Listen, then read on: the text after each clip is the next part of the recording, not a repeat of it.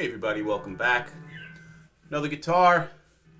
This time I couldn't help myself once again, and it is an Epiphone.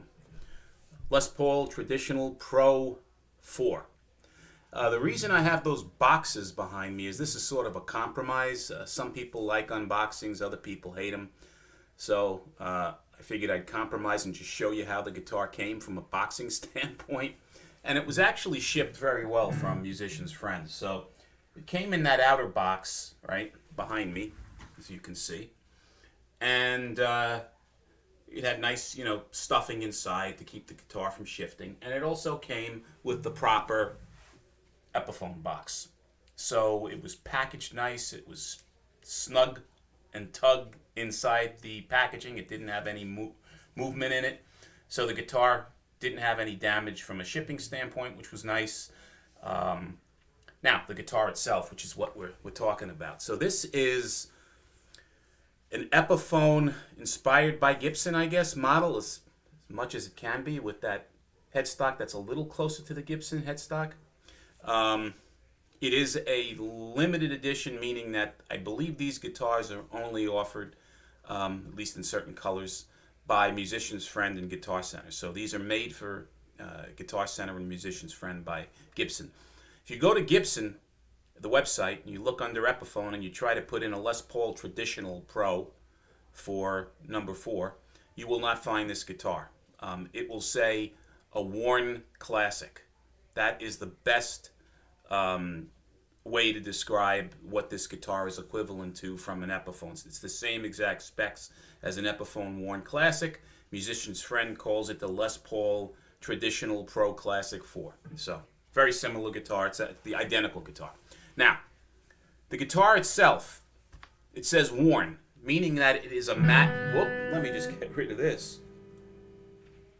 Meaning that it's a matte finish, right? You can see on the back, nice wood grain, by the way. Headstock has a serial number. It's made in China. These are, I don't know how well you can see that, but these are actually Grover tuners on the guitar, which is also a nice thing.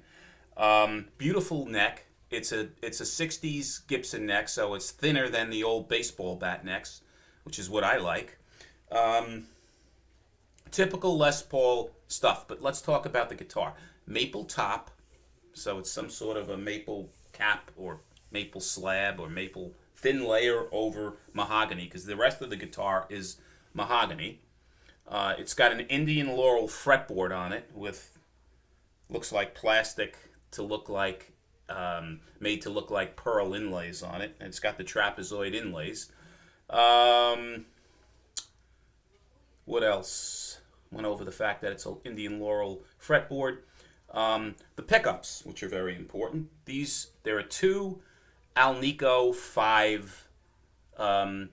They're called Alnico Classic Pro Humbuckers. That's what Epiphone calls them. So they're not the Pro Buckers that are on some of the Gibson guitars. They're these Alnico Classic Pro Humbuckers. They sound fine to my ears. Again, I'm not a touring musician, so I'm not that discretionary when it comes to classic sounds versus modern sounds, etc. They're not muddy.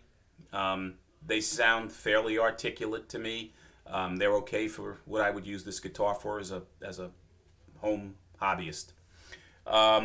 Push-pull on here, so you can split these to sound thinner, right? To approach single coils. 12-inch radius on the neck. 22 medium jumbo frets. 3-way switch, as I mentioned before. Stop bar tailpiece. Typical Les Paul style stuff on this guitar. Grover tuners. Graph Tech nut. And it's a China build. This is a 2024 China build on the guitar. So that's really pretty much the layout. I believe these come in a couple of different colors. Worn cherry, a blue burst type color, this color, and I think ebony. Don't hold me to it, black. That's about it. They don't have a ton of color choices and no really wood finishes. It's all this matte, solid top type colors. This is described as being worn metallic gold. if there is metallic in here, my old eyes don't really see it well. First of all, it's a matte finish, and it's almost like a very open pore type finish. So I don't see any metallic gold in this paint, but again, it just might be my eyes. It's gold, so it's a nice looking guitar. I mean, it's certainly a nice looking guitar, and it's not, you know, super heavy like typical Les Pauls are. This is not a chambered body. I would say this guitar maybe weighs 8 pounds, maybe just shy of it. So 7 and change, 7.5 to 8 pounds. I haven't weighed it yet. So this thing literally just came out of the box, and I tuned it. That's it. Now, reason I bought it, okay? Again, curiosity killed the cat, as they say. These guitars are normally $549. Guitar Center, and actually I shouldn't say that, Musician's Friend has these currently, and I don't know if it still is today, being the 1st of February, but they were on sale for $399, and if you added it to your cart, it would take an additional 10% off. So it brought the guitar down to $359 and 10 cents, $359. You can't beat that for this guitar, in my opinion. It's a very well made Epiphone. This thing is clearly, you know, miles better than the $150 Epiphones that you're used to buying. You know, like the ones that come with the dual P90s. I think that's an Epiphone P91 or something like that. That's the model that designates it. They also have the lower end, as you saw from my reviews, SGs.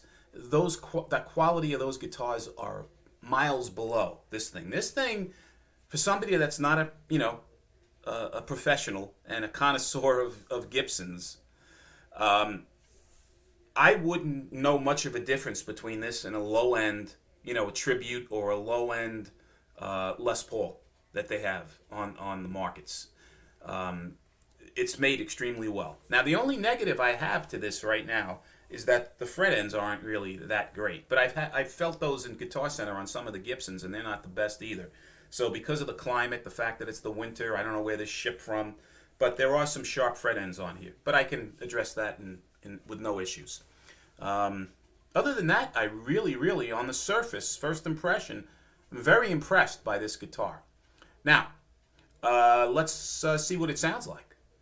So, I'll put it on clean first, and then we'll put it on, or actually I'll put it on distortion first, and then I'll put it on clean. So now, this is the neck pickup, right? Without the split going on. And we'll just play some basic stuff, just so you can hear the difference.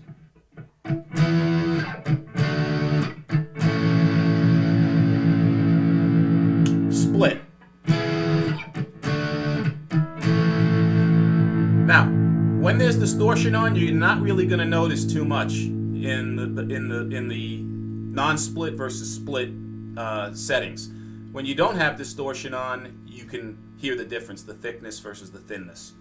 So that's the neck pickup. These are both. No split.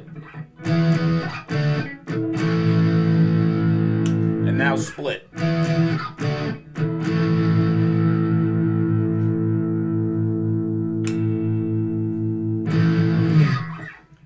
And now the bridge pickup, you're not going to hear it in this setting anyway until I split it with this. So the bridge pickup, not split.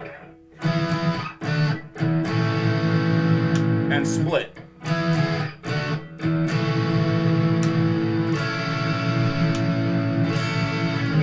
So again, you're not really going to hear that much difference with distortion on.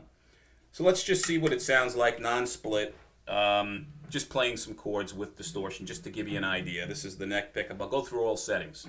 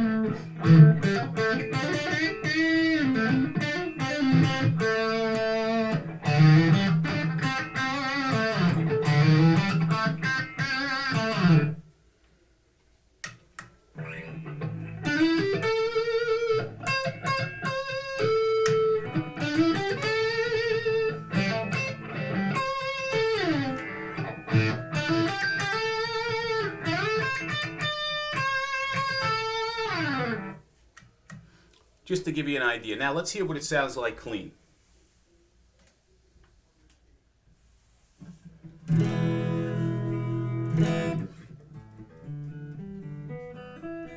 Somewhat in tune. These new strings and Gibson, that G for some reason is notorious for losing tune, but it's close, right? So let's hear what it sounds like clean here.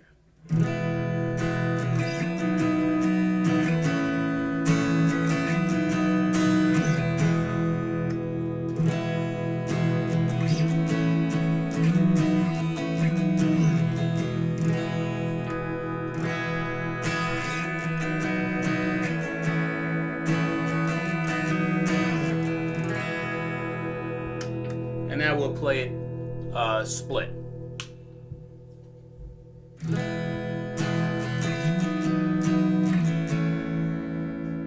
Non-split.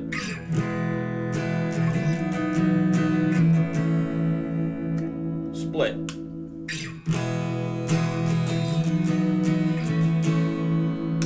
Non-split.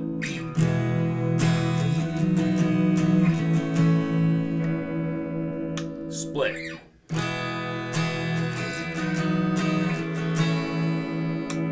Non-split.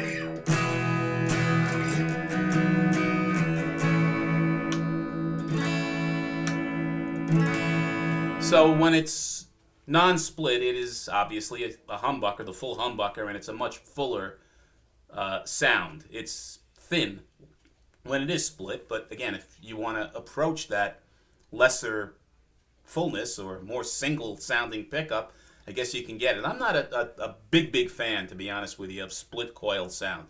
I like it just in the natural sound position, but that might be just me. But let's play some single notes. We'll go through all settings.